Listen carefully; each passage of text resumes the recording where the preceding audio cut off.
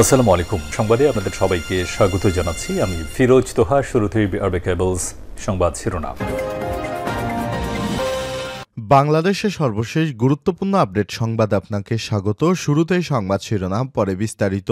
শুরুতেই জানাবো, ঢাকার আশুলিয়ায় 6 মরদেহ পোড়ানোর ঘটনায় 5 জনের বিরুদ্ধে গ্রেপ্তারি পরোয়ানা। 5 আগস্ট আশুলিয়ায় 6 মরদেহ পোড়ানোর ঘটনায় সে সময়ের এমপি সাইফুল ইসলাম সহ 5 জনের বিরুদ্ধে গ্রেপ্তারি পরোয়ানা জারি করেছে ট্রাইব্যুনাল। মঙ্গলবার 24শে ডিসেম্বর সকালে প্রসিকিউশনের আবেদনের প্রেক্ষিতে আন্তর্জাতিক অপরাধ ট্রাইব্যুনাল এই গ্রেপ্তারি পরোয়ানা জারি করেছে। এরপর জানাবো, 17 বছর পর কারামুক্ত বিএনপি নেতা পিন্টু। দীর্ঘ 17 বছর কারাভোগের পর মুক্তি পেয়েছে বিএনপির ভাইস চেয়ারম্যান আব্দুস সালাম পিন্টু। মঙ্গলবার দুপুরে গাজীপুর কাশিমপুর কেন্দ্রীয় কারাগার থেকে তিনি মুক্তি পান। এ সময় নেতাকর্মীরা তাকে ফুলের মালা দিয়ে শ্রদ্ধা জানায়। এদিকে নির্বাচনের মাধ্যমে দেশের জনগণের শাসন প্রতিষ্ঠা করতে হবে বললেন মির্জা ফখরুল। নির্বাচনের মাধ্যমে দেশের জনগণের শাসন প্রতিষ্ঠা করতে হবে বলে মন্তব্য করেছেন বিএনপির মহাসচিব মির্জা ফখরুল ইসলাম আলমগীর। তিনি বলেছেন, দুর্নীতি ও ফ্যাসিবাদ থেকে উত্তরণের একমাত্র উপায় গণতন্ত্র, আর এই গণতন্ত্রের মাধ্যমে জনগণের ক্ষমতা জনগণের হাতে বুঝিয়ে দিতে চায় বিএনপি। জানাবো, ফ্যাসিবাদের বানোয়াট পরিসংখ্যান শেখ হাসিনার 2023-24 অর্থবছরে বাংলাদেশে বৈদেশিক মুদ্রা অর্জিত হয়েছে $33 বিলিয়ন, কিন্তু শেখ হাসিনা এটাকে দেখিয়েছে 47.74 বিলিয়ন। এর দায় এড়াতে পারে না বিশ্বব্যাংক, এডিবি এবং দেশের সুশীলেরা। এবারে জানাবো, সাবেক খাদ্য সচিব ইসমাইল দুদকের মামলায় গ্রেপ্তার। সাবেক খাদ্য সচিব ইসমাইল হোসেনকে দুদকের করা মানি লন্ডারিং প্রতিরোধ আইনের মামলায় গ্রেপ্তার দেখানো হয়েছে। মঙ্গলবার 24শে ডিসেম্বর ঢাকা মহানগর সিনিয়র স্পেশাল জজ আদালতের অবকাশকালীন বিচারক মোহাম্মদ ইব্রাহিম মিয়া এ আদেশ দেয়। এবং সর্বশেষ জানাবো, যুবলীগের নেতাকে কুপিয়ে হত্যা। রাঙামাটির কাপ্তাই উপজেলার রায়খালী ইউনিয়ন যুবলীগের এক নেতাকে কুপিয়ে হত্যা করেছে দুর্বৃত্তরা। সোমবার 24শে ডিসেম্বর রাত 1টার দিকে উপজেলার রাখাইল ইউনিয়নের বালুখালী এলাকায় এই ঘটনা ঘটেছে বলে জানিয়েছে রায়খালী ইউপি চেয়ারম্যান মাংকামার মা। জানা গেছে, নিহত ওবায়দুল্লাহ 43 উপজেলা 2 নম্বর রায়খালী ইউনিয়ন যুবলীগের সহ-সভাপতি ছিলেন। প্রিয় দর্শক, এতক্ষণ শুনছিলেন সংবাদ শিরোনাম, এবারে বিস্তারিত। তবে তার আগে বন্ধুরা, অনুরোধ থাকবে সংবাদটিতে একটি লাইক দিন। এই চ্যানেলে আপনি নতুন হয়ে থাকলে আমাদের সংবাদটি দেখতে দেখতে চ্যানেলটি সাবস্ক্রাইব করে রাখুন। কমেন্ট করে আপনার মূল্যবান মতামত জানিয়ে দিন আপনি বন্ধুরা বিশ্বের কোন দেশ থেকে বা বাংলাদেশের কোন স্থান থেকে আমাদের সংবাদটি দেখছেন এবং শুনছেন। এবারে বিস্তারিত। রাজধানীর আশুলিয়ায় 6 মরদেহ পোড়ানোর ঘটনায় 5 জনের বিরুদ্ধে গ্রেপ্তারি পরোয়ানা জারি। 5 আগস্ট আশুলিয়ায় 6 মরদেহ পোড়ানোর ঘটনায় সে সময় এমপি সাইফুল ইসলাম সহ 5 জনের বিরুদ্ধে গ্রেপ্তারি পরোয়ানা জারি করেছে ট্রাইব্যুনাল। মঙ্গলবার 24শে ডিসেম্বর সকালে প্রসিকিউশনের আবেদনের প্রেক্ষিতে আন্তর্জাতিক অপরাধ ট্রাইব্যুনালে এই গ্রেপ্তারি পরোয়ানা জারি করেন। পরে সাংবাদিকদের চিফ প্রসিকিউটর মোহাম্মদ তাজুল ইসলাম বলেন, পুলিশ ভ্যানে লাশ পোড়ানোর ঘটনার তদন্ত করে দেখা যায় সেখানে অপরাধীরা বাঁচতে পুলিশের লাশ পোড়ায়। এমপি সাইফুল ইসলাম নিজ হাতে গুলি করেছেন এমন ভিডিও রয়েছে। কাজে এদের বিরুদ্ধে গ্রেপ্তারি পরোয়ানা জারি করে ট্রাইব্যুনালে হাজির করতে বলা হয়েছে। এখানে 19 এর সাবেক এমপি সাইফুল ছাড়া বাকি 4 জনই পুলিশ কর্মকর্তা। আগামী 25শে জানুয়ারি এ বিষয়ে অগ্রগতি প্রতিবেদন দিতে নির্দেশ দেয় ট্রাইব্যুনাল। এর আগে গেল 11ই সেপ্টেম্বর শিক্ষার্থী আন্দোলনে সাভারের আশুলিয়ায় আগুনে পুড়িয়ে 6 জনকে হত্যার অভিযোগে শেখ হাসিনা সহ 70 জনের বিরুদ্ধে আলাদা 2টি মামলা দায়ের করা হয়। আন্তর্জাতিক অপরাধ ট্রাইব্যুনালের তদন্ত সংস্থা ভিকটিমের পরিবারের পক্ষে অ্যাডভোকেট হুজ্জাতুল ইসলাম খান আলাদা 2টি অভিযোগ দায়ের করেছেন। আসামিদের বিরুদ্ধে আন্তর্জাতিক অপরাধ ট্রাইব্যুনালের আইন 1973-এর খ ধারা অনুসারে আসামিদের বিরুদ্ধে তদন্তপূর্বক আইনগত ব্যবস্থা গ্রহণ করতে বলা হয়েছে। আন্তর্জাতিক অপরাধ ট্রাইব্যুনাল আইন 1973-এর 3/2 এবং 4/1, 4/2 ধারা অনুযায়ী গণহত্যা এবং মানবতা বিরোধী অপরাধের অভিযোগ আনা হয়েছে।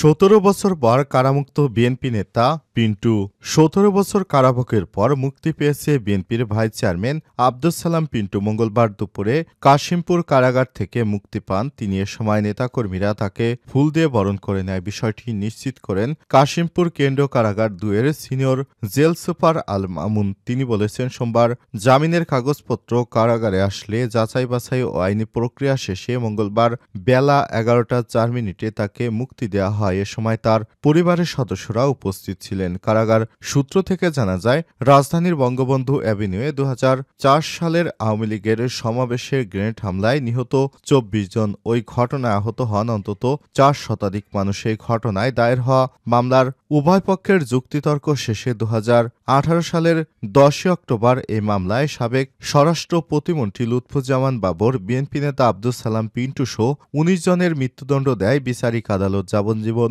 কারাদণ্ড দেয়া হয় বিএনপির ভারপ্রাপ্ত চেয়ারম্যান তারেক রহমান সহ ১৯ জনকে। সম্প্রতি হাইকোর্টে এই মামলার রায়ে খালাস পায় পিন্টু সহ অন্যান্যরা। নির্বাচনের মাধ্যমে দেশের জনগণের শাসন প্রতিষ্ঠা করতে হবে মির্জা ফখরুল। নির্বাচনের মাধ্যমেই দেশে জনগণের শাসন প্রতিষ্ঠা করতে হবে বলে মন্তব্য করেছেন বিএনপির মহাসচিব মির্জা ফখরুল ইসলাম আলমগীর। এ সময় তিনি বলেছেন, দুর্নীতি ও ফ্যাসিবাদ থেকে উত্তরণের একমাত্র উপায় গণতন্ত্র, আর তাই দেশে জনগণের শাসন প্রতিষ্ঠা করতে হবে। জনগণের নির্বাচিত পার্লামেন্ট দিয়ে দেশ পরিচালনা করতে হবে। এছাড়াও অন্য কোনো উপায় আছে বলে আমরা মনে করি না। মঙ্গলবার দুপুরে জেলা বিএনপির আয়োজনে ঠাকুরগাঁও প্রেস ক্লাবে শীতার্তদের মাঝে শীতবস্ত্র বিতরণ শেষ এক প্রশ্নের জবাবে এসব কথা বলেছেন মির্জা ফখরুল। আওয়ামী লীগের লোকজনের বিএনপিতে যোগদানের বিষয়ে মির্জা ফখরুল বলেন, বিএনপি নেতাকর্মীদের নির্দেশ দেয়া হয়েছে আওয়ামী সন্ত্রাসী, তারা নিরীহ মানুষের রক্ত ঝরিয়েছে, তাদের আশ্রয় বিএনপিতে নেই। এ সময় তিনি ৬০০ শীতার্তদের মাঝে কম্বল বিতরণ করেছেন। এই কর্মসূচির আওতায় মোট ২,০০০ কম্বল বিতরণ করার কথা জানিয়ে জেলা বিএনপি একটি বিবৃতি দিয়েছে। সময় উপস্থিত ছিলেন জেলা বিএনপির অর্থ সম্পাদক শরীফুল ইসলাম শরীফ, দপ্তর সম্পাদক মামুনুর রশিদ, প্রেস ক্লাবের ভারপ্রাপ্ত সভাপতি লুৎফুর রহমান মিঠু প্রমুখ। ফ্যাসিবাদী শেখ হাসিনার বানোয়াট পরিসংখ্যান দায় এড়াতে পারে না বিশ্বব্যাংক, এডিবি ও দেশের সুশীলরা। আর্থিক খাতে শেখ হাসিনার পুরো শাসনামল জুড়েই ছিল বানোয়াট পরিসংখ্যানের ছড়াছড়ি। অর্থনৈতিক দুর্বলতা ঢাকতে প্রবৃদ্ধি, রপ্তানি আয়, বৈদেশিক মুদ্রা রিজার্ভ, খেলাপি ঋণ, রাজস্ব আদায়, মূল্যস্ফীতি সহ সব সূচকেই পরিসংখ্যান জালিয়াতি করা হয়। বানোয়াট পরিসংখ্যানের উন্নয়নের গল্পে প্রতারিত হয়েছে বিশ্বব্যাংক। এতে এশিয়ার উন্নয়ন ব্যাংক, এডিবি সহ দেশি বিদেশি বিভিন্ন গবেষণা সংস্থা, উন্নয়ন সহযোগীরা। অন্তর্বর্তীকালীন সরকারের অর্থ উপদেষ্টা ড সালেউদ্দিন আহমেদ হাসিনা সরকারের পরিসংখ্যান জালিয়াতিকে এক বিস্ময়কর টপ টু বটম দুর্নীতির উন্নয়ন হিসেবে মন্তব্য করেছেন। তার মতে, বিগত ১.৫ দশকে আর্থিক খাতকে যেভাবে জালিয়াতির তথ্যের উপর দাঁড় করানো হয়েছিল তা দেশের ইতিহাস তো বটেই, দুনিয়াতেও বিরল। পরিসংখ্যান জালিয়াতির মাধ্যমে ভয়াবহ এমন দুর্নীতি হলেও কোনো এক অদৃশ্য কারণে এ নিয়ে প্রশ্ন তোলেনি বিশ্বব্যাংক, আইএমএফ ও এডিবি। ঠিক একইভাবে দেশে যারা সরকারের দেয়া তথ্যের উপর ভর করে বিভিন্ন গবেষণা কর্মকাণ্ড চালিয়েছেন তারাও ছিলেন নীরব। এই নীরবতার পেছনে হাসিনার চতুরতা এবং ভিন্ন পথ তথ্য প্রাপ্তির সুযোগ না থাকাকেও যৌক্তিক কারণ বলে দাবি করেন অর্থনীতিবিদ এবং গবেষকরা।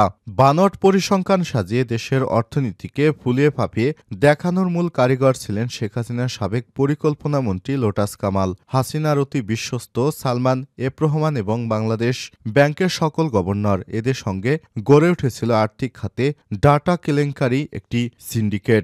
ব্যবসা অর্থনীতিবিদরা বলছেন, হাসিনার শাসনামলে রাজনৈতিক জালিয়াতিতে জড়িয়ে পড়েছিল গোটা দেশের পরিসংখ্যান। ফলে পঞ্চবার্ষিকী পরিকল্পনার সঙ্গে মিল রেখে বানোয়াট প্রবৃদ্ধি দেখানো হতো, কিন্তু সামষ্টিক অর্থনীতির সঙ্গে পরিসংখ্যানের কোনো মিল ছিল না। মূলত রাজনৈতিক কারণে এবং দেশের অর্থনীতিকে ফুলিয়ে ফাঁপিয়ে দেখানোর জন্যই পদ্ধতিগত পরিবর্তন এনে সরবরাহ করা হয় বিকৃত পরিসংখ্যান। হাসিনা সরকারের পরিসংখ্যান জালিয়াতির বড় ঘটনা নজরে আসে রপ্তানি আয় নিয়ে। ২০২৪-২৩ অর্থবছরে ১০ মাসে রপ্তানি আয় প্রকৃতর চেয়ে ১৪ বিলিয়ন বেশি দেখানো হয়েছিল। প্রকৃত মোট রপ্তানির পরিমাণ ছিল $33 বিলিয়ন, অথচ শেখ হাসিনা এটাকে ফুলিয়ে ফাঁপিয়ে দেখিয়েছিল 47.74 বিলিয়ন মার্কিন ডলার। এই তথ্যগুলো সত্যতা পাওয়া যায় যখন বাংলাদেশ ব্যাংক দেখায় যে তাদের ভল্টে এই পরিমাণ টাকা জমা হয়েছে, অর্থাৎ গত বছরে মাত্র $33 বিলিয়ন জমা হয়েছিল রিজার্ভে। তখনই বোঝা যায় যে প্রকৃত ইনকাম কত হয়েছিল আর শেখ হাসিনা দেখিয়েছিল কত।